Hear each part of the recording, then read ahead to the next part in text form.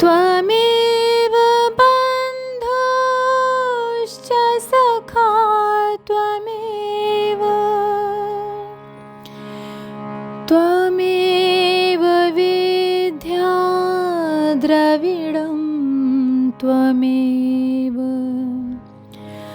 त्वमेव सर्वं मम देव देवा। श्री गर्ग संहिता के वृंदावन खंड का 11वां अध्याय। धेनुकासुर का उद्धार। श्री नारद जी कहते हैं, राजन, एक दिन श्री कृष्ण बलराम जी के साथ मनोहर गौएं चराते हुए नूतन तालवन के पास चले गए। उस समय समस्त गोपाल उनके साथ थे। वहाँ धेनुकासुर रहा करता था। उसके भय से गोपगण वन के भीतर नहीं गए। श्री कृष्ण भी नहीं गए। अकेले बलराम जी ने उसमें प्रवेश किया। अपने नीले वस्त्र को कमर में बांधकर महाबली बलदेव परिपक्व फल लेने के लिए उस वन में विचरने लगे। बलराम जी साक्षात अनंत देव के अवतार हैं। उनका पराक्रम भी अनंत है। अतः दोनों हाथों से ताड़ के वृक्षों को हिलाते हुए और फल समूहों को गिराते हुए वहां निर्भय गर्जना करने लगे। गिरते हुए फलों की आवाज़ सुनकर वह गर्दभाकार असुर रोष से आग बबूला हो गया। वह दोपहर में सोया करता था, किंतु आज विघ्न पड़ जाने से वह दुष्ट क्रोध से भयंकर हो उठा। धेनुकासुर कंस का सखा होने के साथ ही बड़ा बलवान था। वह बलदेव जी के सम्मुख युद्ध करने के लिए आया और उसने अपने पिछले पैरों से उनकी छाती में तुरंत आघात किया। आघात करके वह बारंबार दौड़ लगाता हुआ गधे की भांति रेंगने लगा। तब बलराम जी ने धेनुक के दोनों पिछले पैर पकड़कर शीघ्र ही उसे ताड़ के वृक्ष पर दे मारा। यह कार्य उन्होंने एक ही हाथ से खेल खेल में कर डाला। इससे वह ताल वृक्ष स्वयं तो टूट ही गया, गिरते गिरते उसने अपने पार्श्ववर्ती दूसरे बहुत से ताड़ों को भी धराशायी कर दिया। राजेंद्र, वह एक अद्भुत सी बात हुई। दैत्यराज धेनुक ने पुनः उठकर रोषपूर्वक बलराम जी को पकड़ लिया और जैसे एक हाथी अपना सामना करने वाले दूसरे हाथी को दूर तक ठेल ले जाता है, उसी प्रकार उन्हें धक्का देकर 1 योजन पीछे हटा दिया।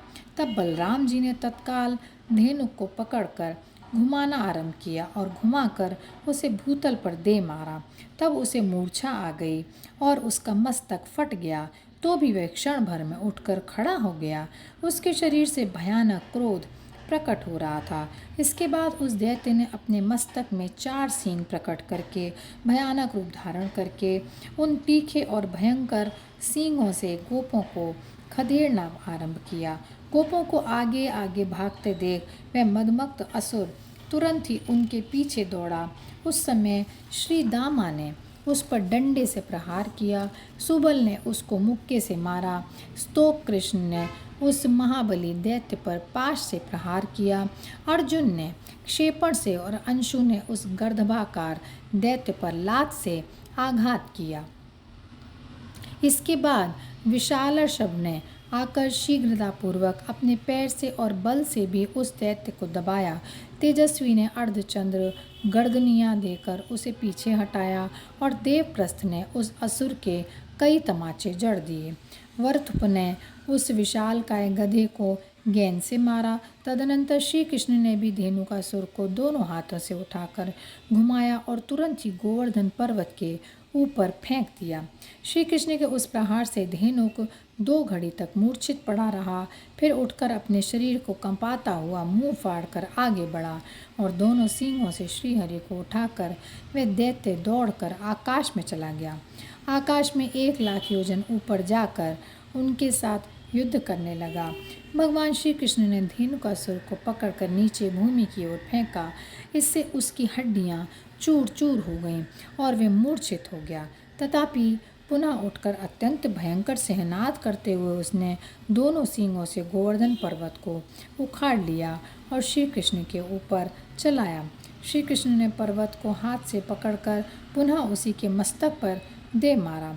तदनंतर उस बलवान दैत्य ने फिर पर्वत को हाथ में ले लिया और श्री कृष्ण के ऊपर फेंका, किंतु श्री कृष्ण ने गोवर्धन को ले जाकर उसके पूर्व स्थान पर रख दिया। तदनंतर फिर धावा करके महादैत्य धेनुक ने दोनों सींगों से पृथ्वी को विदीर्ण कर दिया और पिछले पैरों से पुनः बलराम पर प्रहार करके बड़े जोर से गर्जना की। उसकी उस गर्जना से समस्त ब्रह्मांड गूंज रहा था और भूमंडल कांपने लगा। तब महाबली बलदेव ने दोनों हाथों से उसको पकड़ लिया और उसे पृथ्वी पर दे मारा। इससे उसका मस्तक फूट गया और होश हवास जाता रहा। इसके बाद श्री कृष्ण के बड़े भाई ने पुनः उस दैत्य पर मुक्के से प्रहार किया। उस मुष्टि प्रहार से धेनुकासुर की तत्काल मृत्यु हो गई।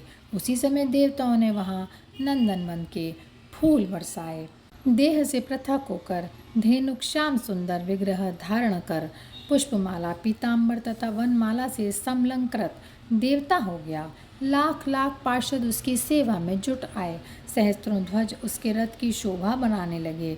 सहस्त्रों पहियों की घरघर ध्वनि से युक्त उस रथ में 10,000 घोड़े जुटे। लाखों चवरों की वहाँ शोभा हो रही थी। वह रथ अरुण वर्ण का था और अत्यधिक रत्नों से जटित था। उसका विस्तार 1 दिव्य योजन का था। वह मन के समान तीव्र गति से चलने वाला विमान या रथ बड़ा ही मनोहर था।